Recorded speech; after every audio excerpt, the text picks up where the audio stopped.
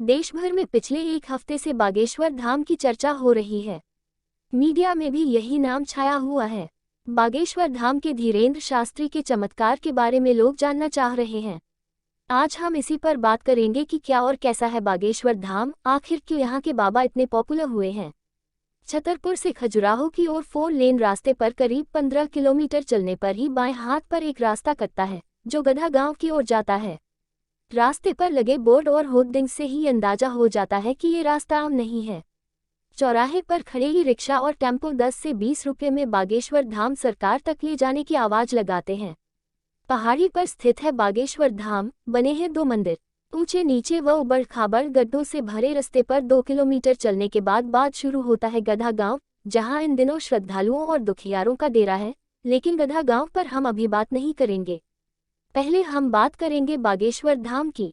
1000 लोगों की आबादी वाले गधा गांव के दूसरे छोर पर एक छोटी सी पहाड़ी है और यहीं पर स्थित है बागेश्वर धाम। पहाड़ी पर चढ़ने के बाद आपको 2 छोटे छोटे मंदिर नजर आएंगे। इनमें से एक है भगवान बागेश्वर महाराज यानी शंकर जी की छोटी सी मैया। ये इतनी छोटी है कि शिवलिंग को स्पर्श करना हो तो झुककर भी एक आदमी मुश्किल से जा पाए। बागेश्वर धाम के नाम के पीछे की कहानी। यहाँ के सेवादार दीपेंद्र बताते हैं कि ये चंदेलकालीन प्राचीन मंदिर है, पर इसे बागेश्वर क्यों कहते हैं इसके बारे में उन्होंने बताया कि चूंकि इस पहाड़ के आसपास घना जंगल था जिसमें बाघ घूमते थे, इसलिए इसे बागेश्वर कहते थे, जो अब बागेश्वर बोला जाने लगा है। महादेव की इस मैया के पास ही बना है बालाजी धाम, हनुमान जी महाराज का नया मंदिर। बागेश्वर धाम महाराज के आचार्य धीरेंद्र शास्त्री इन्हीं बालाजी के उपासक हैं और कहते हैं कि उनको इन्हीं की सिद्धि मिली है और इन्हीं के दम पर वह लोगों का भूत व भविष्य बताते हैं। पेड़ से चिपटकर चीखते चिल्लाते मिले लोग। बालाजी के मंदिर से सटकर ही लगा है एक बड़ा सा पेड़, जिससे चिपटकर लोग चीखते चिल्लाते रहते हैं। इसके बारे में दीपेंद्र कहते हैं कि ये प्रेत बाधा से ग्रसित लोग हैं जो यहाँ मंगलवार और शनिवार को आते हैं। इस पेड़ में पॉजिटिव एनर्जी है और उसे छूकर या उससे चिपटकर इन लोगों के दिमाग पर छाई नेगेटिव एनर्जी दूर हो जाती है। यही हमें कुछ लोग ऐसे भी दिखे जिनको जंजीर से बांध गया था और वे जमीन पर लोट लगा रहे थे।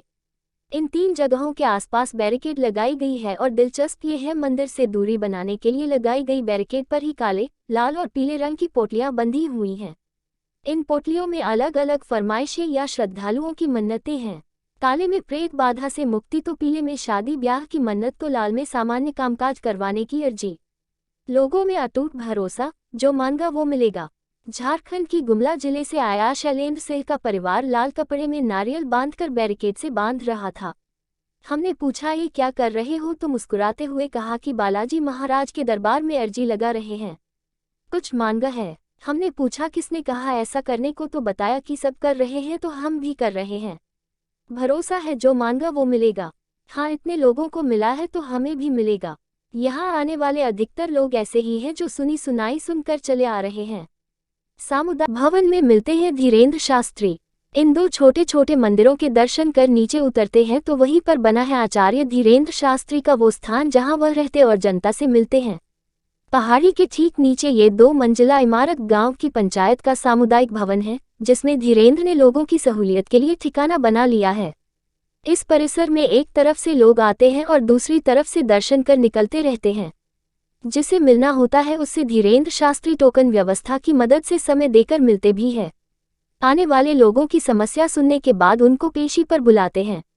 पेशी का मतलब कोर्ट कचहरी नहीं, बल्कि सामने पहाड़ी पर बने मंदिर में 5 या 10 बार आना होता है। अर्जी लगाने के बाद यही पेशी होती है। लोगों को भरोसा है कि पेशी और बालाजी के दर्शन के बाद दुख दर्द दूर हो जाएंगे। इस तरह बड़ा होता गया धीरेंद्र शास्त्री का दरबार। धीरेंद्र जहां पर बैठते हैं वहीं पीछे की तरफ उनके दादा सन्यासी बाबा के बैठने का स्थान है। बेहद सामान्य तरीके से रहने वाले धीरेंद्र शास्त्री कैसे बागेश्वर धाम सरकार के नाम से जाने जाने लगे, ये पूछने पर उनके मित्र रिंकी सिंह बताते हैं कि इनके परिवार में पुरोहिताई का काम होता था। इनके दादा भी यही काम करते थे, यानी कि पर्चा पर कुछ लिखकर भूत भविष्य बताने का काम।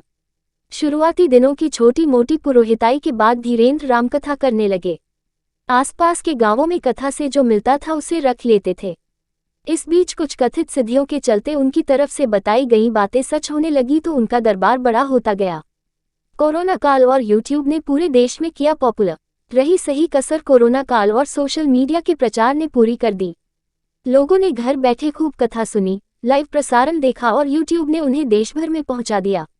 बस फिर क्या था महाराज की ठेठ बुंदेली बोली, उनका लड़कपन, बोलचाल की अदा, अपने बालाजी पर अटूट भरोसे ने ही उनको पिछले 2 साल में ही भारी लोकप्रिय कर दिया। हर मंगलवार और शनिवार को गधा गांव में मेला लगता है। धीरेन्द्र शास्त्री की रामकथा की अगले 2 साल तक की भरपूर बुकिंग है। एक टीवी चैनल उनकी कथाओं का निर्बाध प्रसारण करता है। धीरेन्द्र मानते हैं कि वो जो करते हैं वो चमत्कार नहीं, बस हनुमान जी महाराज की कृपा है।